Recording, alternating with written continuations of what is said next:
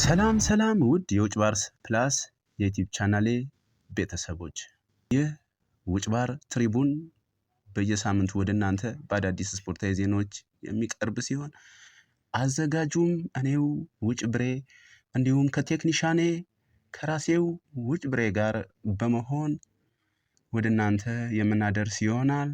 አዳዲስ ቪዲዮዎች ወዲያውና በፍጥነት እንዲደርሷችሁ የደውል ምልክቱን በመጫን ሰብስክራይብ አድርጉ፣ ቤተሰብ ሁኑ እንላለን። አብራችሁን ቆዩ። ኩልሱሬ እንኳን ደህና መጣ፣ እንኳን ደህና ቆየኝ ዘላለም። ዛሬ እንግዲህ ታሪክን የኋሊት ወደ 15 ዓመት እንመለሳለን ወደኋላ። ከ15 ዓመት ከ16 ዓመት በፊት ስለተፈጠረ ዓለምን ስላስገረመ አንድ ታላቅ ትዕይንት አነሳለሁ። ዘላለም አነሳለሁ፣ አንተ ዝም በል ከቻልክ። ገና ሳትጀምር ምንድነው ዝም በል የምትለው? በውሸት ነው እንደምትጀምር? ለነገሩ በውሸት ነው። አይ እንከባበርና አነሳለሁ፣ አንተ ዝም ትላለህ፣ ታዳምጠኛለህ ከቻልክ ማለት ነው። ያ ትዕይንት ምንድነው ዘላለም? ፈረንሳይን ከጣሊያን ባገናኘው ጨዋታ ላይ የተከሰተ አንድ ታላቅ ክስተት አለ በእግር ኳስ ሌጀንድ ዘንድ። ያ ሌጀንድ ማን ነው ዘላለም? ኧረ ብዙ ቀን ነግሬያለሁ። ማን ነው ብላ ጠይቀኝ። ቀጥታ ወደ ሌጀንዱ ገባ። በእናትህ ከገባ ገባ፣ ካልሆነ በቃ አቁም። ገጭ አትበል ዘላለም፣ ገጭ አትበል። አውቃለሁ ያንተ እድሜ ፋይሬጅ ስቶን ኤጅ። ኧረ ፋይሬጅ እኮ መጀመሪያ ልክ ነው ያልከው። በቃ እንግሊዝኛን ካልተጠቀምኩ ይነስራል እንዴ? እሺ ዘላለም፣ ስለዚህ ያ ሌጀንድ የእግር ኳሱ የሁለት ጊዜ የባሎን ዶር አሸናፊ ዚነዲን ዚዳን ነው። ዚነዲን ዚዳን ከጣሊያን ጋር ባደረጉት ጨዋታ ላይ ማርኮ ማቴሬዚን መቶታል በቴስታ። የሚረሳም አይደለም ከእግር ኳስ አፍቃሪ ዘንድ ከእይታችን የሚጠፋ አይደለም ዘላለም። የተናገረውን ነገር በሳቱ ዚዳን ይፋ ከማድረጉ በፊት እኔ ለኢትዮጵያ ሕዝብ ይፋ አድርጌ ነበር። የዛኔ የምታስታውስ ከሆነ አላስታውስም፣ ምክንያቱም አላደረኩም ዘላለም። ግን ባደርግ ትንቢተኛ ሕዝብ ብለኛል አይደል? እሱ አይጠቅም። ወደ ጉዳዩ ግባ። ዚዳን ማቴሬዚን በቴስታ ነቅንቆታል። በቴስታ ልቡ ላይ በቴስታ ቦክስ ቱ ቦክስ ነው የመታው ልቡ ላይ በቴስታ። ቦክስ ቱ ቦክስ ለእግር ኳስ አንተ ለጨዋታ የሚሆን ነገር እንደምንድን ነው ለቴስታ የምትጠቀም? ሪንግ ውስጥ ነው እንደገባ። ከሪንግ በላይ ነው ዘላለም የዘረረው።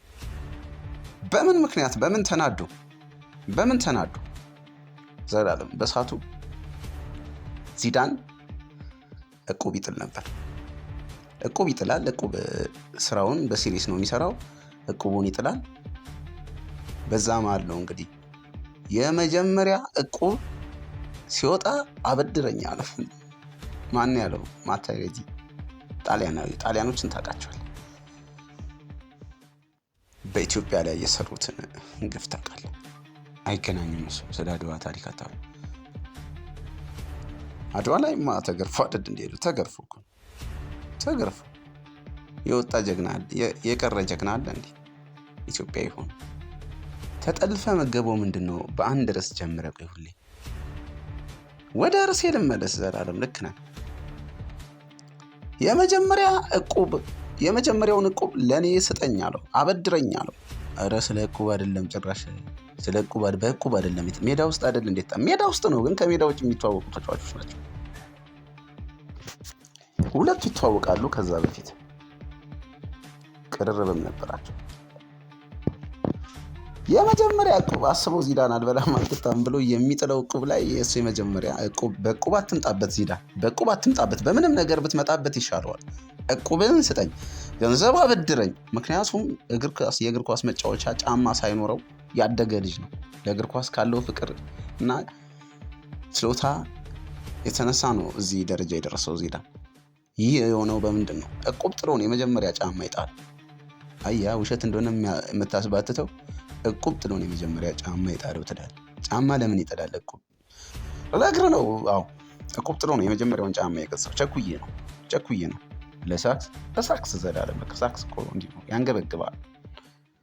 እንግዲህ ይህንን ዚዳን ነው የመጀመሪያው ዕቁብ እንደ ወጣል አበደረኝ ሲለው ኧረ ከዕቁብ ውጣ በእናትህ ውጣ ዘላለም። ብቻ ግን ምን አለው ፓውሎ ዲስክራሲያቶ አለው። ፓውሎ ዲስክራሲያቶ እንዴት አይነት ጸያፍ ቃል ነው ዘላለም፣ በጣም ያስጠላል። እኔም ባል ደግሞ ደስ ይለኝ። ፓውሎ በእኛ የቃሉ ፍቺ ስለሚያስጠላ ልለፈው ዘላለም። እሱ እንኳን ስለማታውቅ ነው የቃሉ ፍቺ። ልለፈው ዘላለም አውቃለሁ።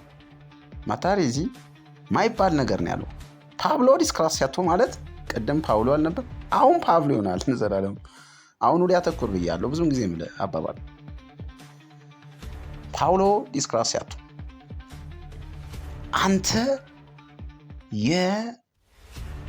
በጣም ይከብዳል። የሴፍቲ ኔት ልጅ ታዲያ ምንድን ነው የሚከብደው ደግሞ? አይደለም ዲስክራሲያቶ ፓውሎ ነው። ፓውሎ ላይ ነው ዚዳን የበገ ነው። ዲስክራሲያቶ እንደ በግርድፉ ዲስክራሲያቶ ቢለው ምን ያናደዋል? ያናድ ነገር እኮ አይደለም ዲስክራሲያቶ። አንተ ጀግና ወንድ እንደማለት ነው። ኧረ እንደዛ አይደለም፣ ስድብ ነው። ያው በስድብም የሚተረጉሙት ጣሊያኖች ብዙ አይነት አንድ ትርጉም ብቻ አይደለም ቃላቶቻቸው ያሏቸው፣ የተለያዩ ትርጉሞች አሏቸው። አንድ ትርጉም አንድ ፍቺ የለውም ብዙውን ጊዜ የጣሊያን ቃላቶች። እና ፓውሎ ሲለው ነው ልቡ ላይ ፓውሎ ዘላለም ልቡ ላይ ኧረ ሳቁን ተው እንጂ አንተ ልቡ ላይ ያልክ ስለ ጸብ እያወራ መስቀው ምንድን እንዴ?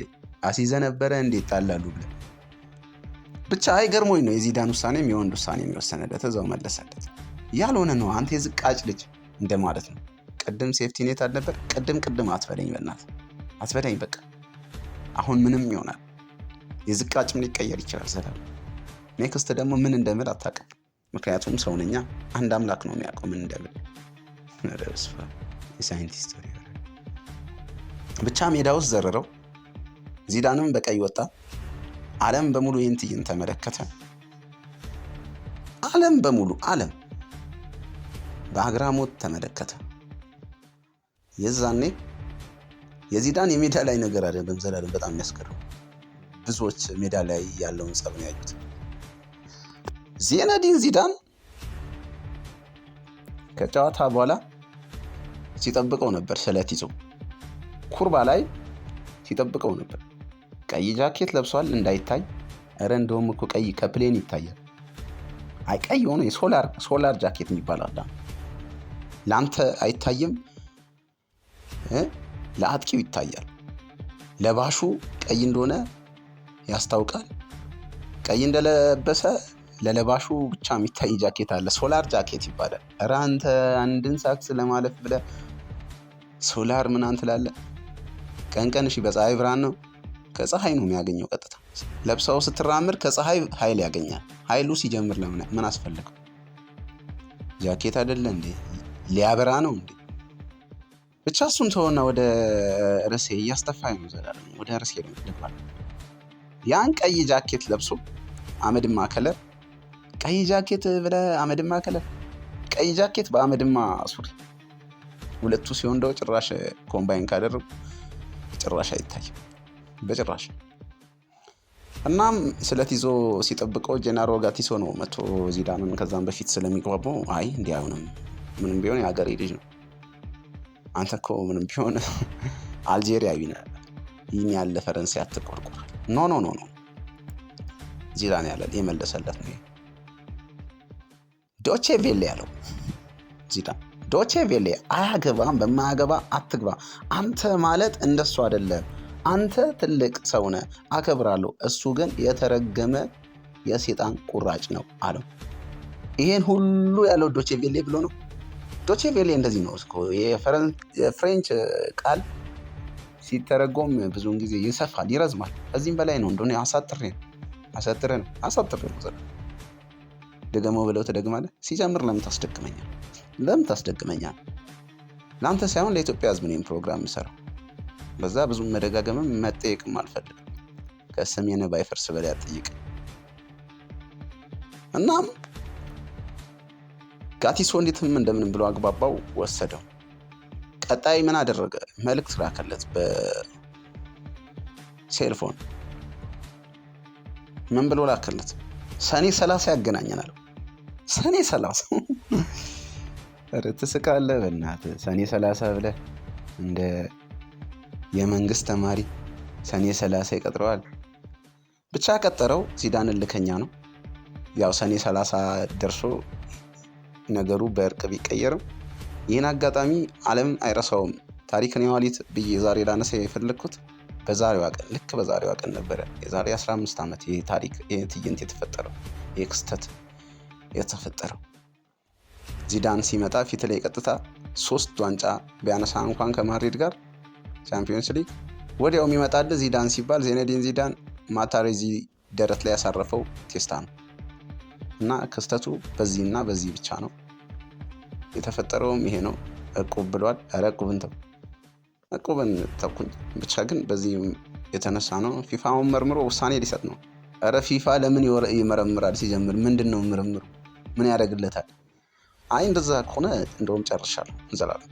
ይህን ይመስላል እንግዲህ የማቴሬዚ እና የዚዳን ታሪክ በእኔ በኩል። ጨረስኩኝ። ዘላለም ጨረስኩኝ። አንተ እያለ እንዴት ላሉ? እሺ አመሰግናለሁ። ኩርፍሬ እንግዲህ ውድ ተመልካቾቻችን ውጭ ፓርስ ፕላስ ላይ ነበር ይህንን ፕሮግራም ስትከታተሉት የነበረው። የፕሮግራማችን ስፖንሰሮቻችንን ከዚህ በፊት ስለዘረዘርን አሁን ላይ እኛ መዘርዘር አንችልም። እናንተ ብቻ ከእናንተ የሚጠበቀውን 1 2 3 ነገር አድርጉ። 3ቱም የደውል ምልክቷን በመጫን ሰብስክራይብ ማድረግ ነው። አብራችሁን ቆዩ።